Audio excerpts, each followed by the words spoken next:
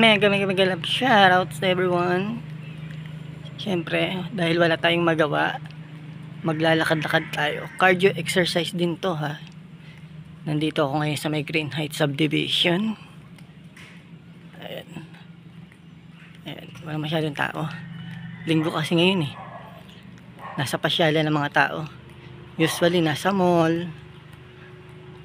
Ayan, tahimik dito. Sarap maglakad. Lalo na sa hapon dito. Pag naglalakad, mahangin, malamig.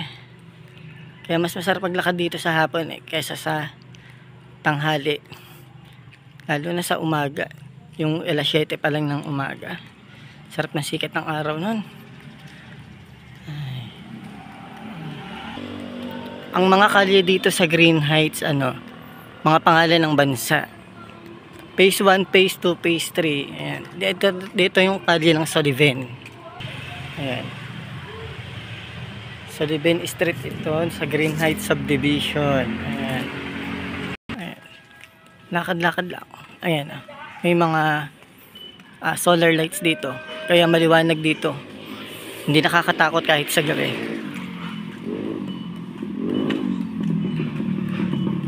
Ayan. Tsaka bawat kanto nito may CCTV camera dyan. Ayan o. Oh, CCTV. Oh.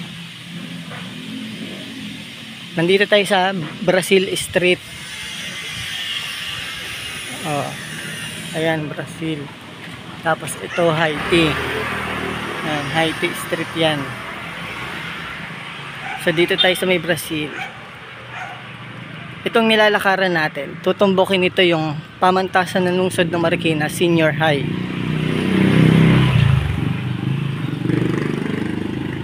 Marami ding motor na dumadaan dito. O diba? Yung ibang poste may ilaw na. Kahit hindi pa madilim. Maaga pa lang. Ayan, tanong ko na yung pamantasan ng lungsod ng Marikina Senior High School. Siyempre linggo, kaya tahimik. Pero pag may pasok, ang daming estudyante dyan. Tiba-tiba ang mga nagtitinda rito. Lalo na yung mga pang-recess, pang-break time. Ayan, sari-sari store. Ayan, yung pamantasan ng lungsod ng Marikina Senior High School. Diba? I told you.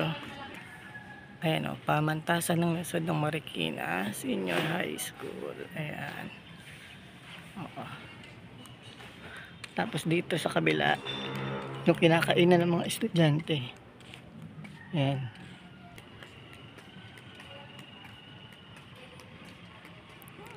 Isa liling gym. Paikot yan eh. Pamantasan ng lungsod ng Marikina. Sakop niyan yung Green Heights Subdivision eh. Nasasakop. Ayan, ito yung gym nila, yung court.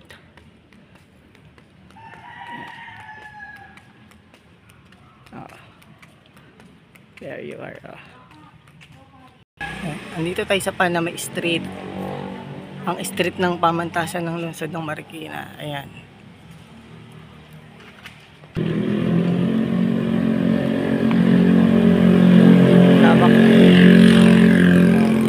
Maingay lang yung mga sasakyan dito sa subdivision pag dumadaan. Pero tahimik talaga dito. Maingay lang yung sasakyan talaga. Oh. Diba? Yan. So ako napapansin nyo, ang dami rin dito sa bawat kali ng solar lights na poste. Siyempre, meron din ditong 7-Eleven. Ayan. Ayan. Marami din tumatambay na estudyante dyan.